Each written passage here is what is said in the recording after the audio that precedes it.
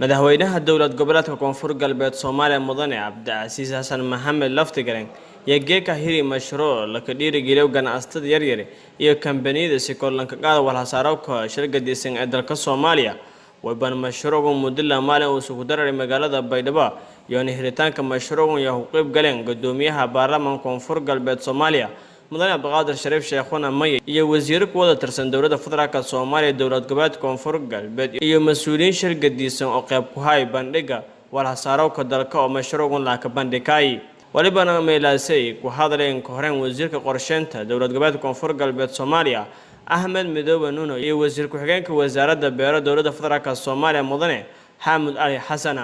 presentation oo inta laga jeediyay doodad discussion ku saabsan sidii loo horumarin lahaa waxa gacan weyn naga siiyay aan rabaa inaan ku xuso xafiiska madaxweynaha madaxtooyada uu hogaaminayay agaasimaha madaxtooyada oo si fiican soo dhaweyn imaamus iyo xafladan quruxda badan loo hagaajiyay marka uu mahadcelinayo midda labaad waxa ka soo qayb galay wasiirka ku xigeenka beeraha federaalka agaasimihiisa guud wasiirada kalluumaysiga xanaanada xoolaha beeraha dhalinyarada iyo sportiska ayaa nagala soo qayb gashay iyo hay'ado kale sida la magacaabay Somrep iyo BRICS ka soo qayb galay iyo ganacsato badan oo Soomaaliyeed oo isugu jiro ganacsato reer koonfur galbeed ah qofka jaamacadda ka soo baxay hadduu fikrad keeno saddexda kamida ama ganacsi kale kamida in loo maalgelinayo ama boqolkiiba 100 la siinayo boqolkiiba 50 la siinayo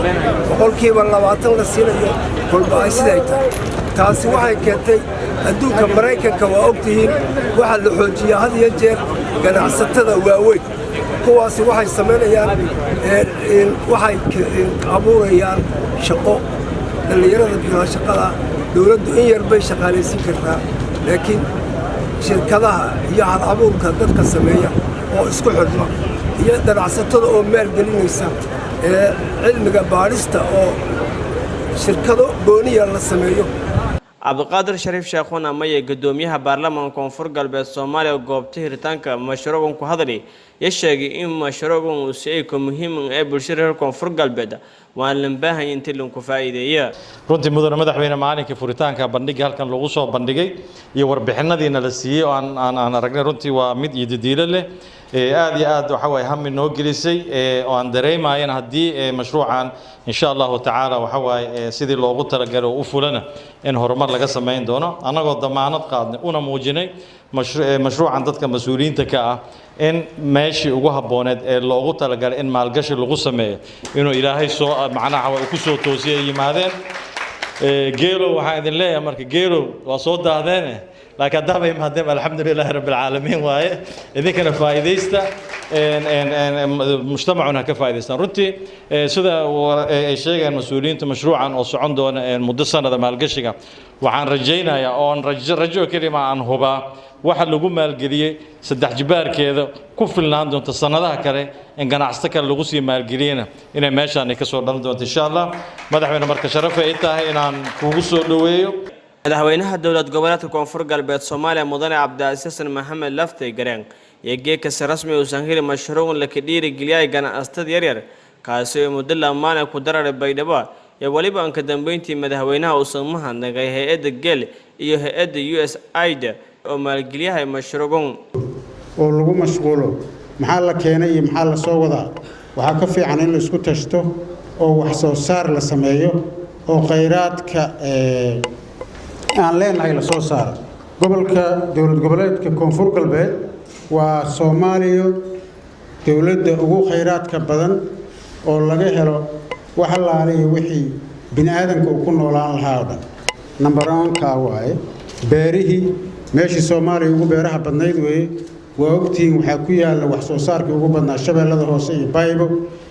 meeshii xoolaha ugu tirada badnayd waaye oo xoolaha laga dhaqanayo noocyadooda kala duwan oo gobolkii ku caan baxay xoolaha waa joogo oo Bakola kalluunka badda ugu weyn ee Soomaaliya meesha ay ku taallo weeye shabeellada hoose intaasoo khayraad ah annagoo haysanno inaan ka baahanno oo aan ka sugno hay-ado samafal oo aan idhaahno maxaa naloo soo wadaa iyo maxaa naloo keenayaa iyo markabkii ma yimid iyo IDPsaa la galay intaba waa laga fiican yahaan qabaa waxaan u baahannahay in horumarka loo gudbayo developmentiga ganacsigan yaryarka ah iyo dhiirigelinta ay wado hay-adda geel waa arrin muhiim ahaydoo loo baahnaa waa in dhulka lagu fororsadaa dhulkii la qodaa wixii ku jiray laga soo saaro waa in xoolihii la dhaqdaa oo dib loogu noqdaa xoolo dhaqatadii la dhiirigeliyo xoolo dhaqatadii si xoolihii ay sidoodii u noqdaan oo looga faa'iidaysto waa waxaasoo dhan waxaa ka muhiimsan in baddi la galo khayraadka ugu badan inta beriga taalla ka badan badday taallaa kalluunkii baa yaallo aargoosatadii baa taallo noloshii oo dhan baa taallo inta saaka tagtid oo waxaad ku noolaan lahayd kala soo baxdid inaad dab shidata basaa kugu filan haddaad dabkaa shidatid waa dhargaysaa wax kale ma qabanaysa waa inaad tagtaa aad tuurataa waa soo heshay waxaad samaysan lahayd dabkunbaa shidanaysaa noloshaada waa dhammaystiran tahay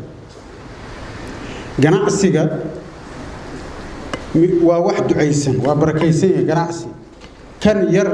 oo hadda la sheegayo oo adinka aad ka mid tihiin shirkadihiinaaniyo yaa ugu barako badan kuwii nabigu u duceeyey waayo haddii laakiin si nadiifa